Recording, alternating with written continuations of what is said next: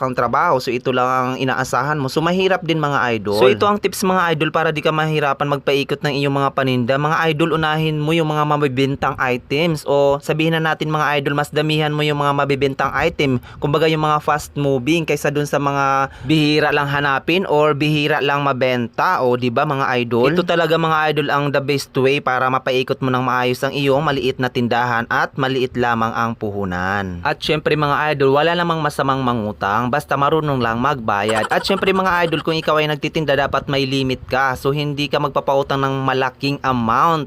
At syempre magpapautang ka syempre sa mga dun sa mga legit na nagbabayad talaga para mapaikot mo ulit yung tindahan mo, o di ba? So ayun na nga mga idol, ang daming pinamili ng asawa ko. Mayroong pansit canton, mga dilata, mga sambon at mga chicherya at iba pa. So nakaubos siya mga idol ng 9,000 para sa kanyang pag-grocery or pag-refill ng kanyang